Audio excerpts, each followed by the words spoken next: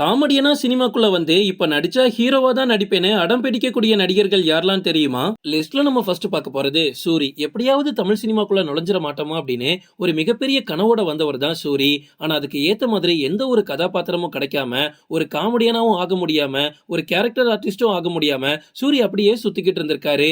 Winner படத்துல ஒரு காமெடியன்லாம் கிடையாது, சைடுல நிக்கக்கூடிய ஒரு கேரக்டரா வாய்ப்பு கிடைக்குது. எதுக்கு வந்ததை விடணும் அப்படின்னு வேலை பார்த்திருக்காரு. அதே மாதிரி தான் எக்கச்சக்க படத்துல அப்படியே லெஃப்ட்ல இருந்து ரைட் வரைக்கும் சும்மா தலையை காட்டிட்டு போகக்கூடியவரா தான் சூரி இருந்திருக்காரு.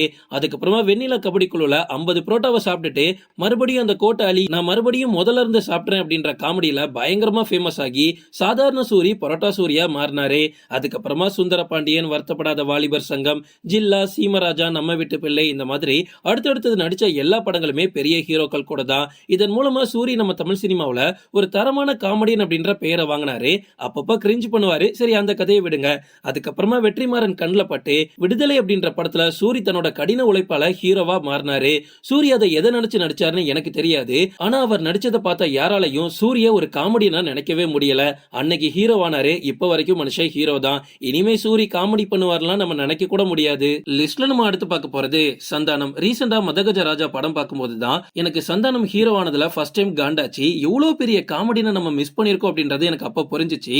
ஆரம்பத்துல டெலிவிஷன்ல லொல்லு சபா அப்படின்ற நிகழ்ச்சியின் மூலமா பயங்கர ஃபேமஸ் ஆகி அதன் மூலமா மன்மதன் படத்துல சிம்பு இவருக்கு ஒரு வாய்ப்பு கொடுத்தாரு.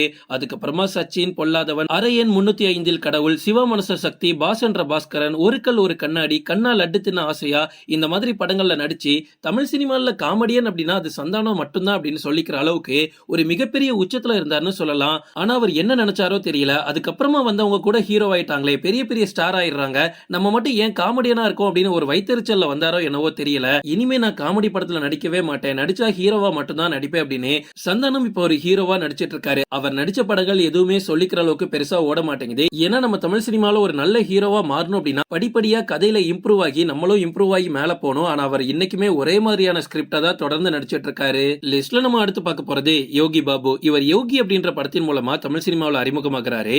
அதுக்கப்புறமா தில்லாலங்கடி, கலகலப்பு, பட்டத்து யானை, சூதுக்கவும், வீரம், இந்த மாதிரி படங்கள்ல காமெடியனா தொடர்ந்து வேலை பார்த்துட்டு இருந்தாரு. அதுக்கப்புறமா 4 போலீஸும் நல்லா இருந்த ஊரும் படத்துல கொஞ்சம் ஃபேமஸ் ஆக ஆரம்பிச்சாரு.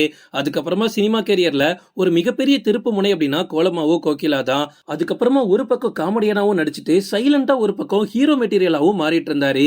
கூர்கா, மண்டேலா, பேய் மாமா, பன்னிக்குட்டி, இந்த மாதிரி படங்கள் எல்லாம் இவர் ஹீரோவா நடிச்சாரு. அதுலயும் மண்டேலா படம்லாம் இவருக்கு ஒரு மிகப்பெரிய பேரை வாங்கி கொடுத்துச்சு.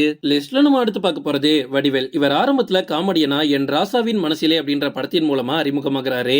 அதுக்கப்புறமா ஆத்தா உன் கோவிலே, சின்ன கவுண்டர், இளவரசன், சிங்காரவேலன், தெய்வ வாக்கு, இந்த மாதிரி படங்கள் எல்லாம் தொடர்ந்து நடிச்சிட்டு இருந்தாரு. அந்த டைம்ல வடிவேலுக்கு சின்ன சின்ன ரோல் பண்றதுக்கே நிறைய படங்கள்ல வாய்ப்பு கிடைச்சிச்சு. அதுக்கப்புறமா காதலன், ராசையா, காலம் மாறி போச்சு, வெற்றி கொடிகட்டு, தவசி, இந்த படங்கள்லாம் நடிச்சதுக்கு அப்புறமா ஒரு மிகப்பெரிய காமெடியனாவே மாறிட்டாரு. அதுக்கப்புறமா ஒரு காலகட்டம் வரைக்குமே இவர் காமெடி ரோல் மட்டும்தான் நடிச்சிட்டு இருந்தாரு. அந்த டைம்ல வேற எந்த ஒரு காமெடியனுக்கு வராத ஆசை இவருக்கு வந்துச்சு, ஹீரோ ஆகணும் அப்படின்னு. அதன் மூலமா இம்சி அரசன், 23ஆம் புலிகேசி, இந்திரலோகத்தில் நான் அழகப்பன், எலி, தெனாலிராமன், நாய்சேகர் ரிட்டர்ன்ஸ்னு இப்ப வரைக்கும் ஹீரோ கதை வராதா அப்படின்னு ஏங்கிட்டு இருக்காராம். ஓகே ஃப்ரெண்ட்ஸ், இதோட நான் இந்த வீடியோ முடிச்சுக்கிறேன். இன்னொரு இன்ட்ரெஸ்டிங்கான வீடியோல நம்ம சந்திக்கலாம். Stay tuned.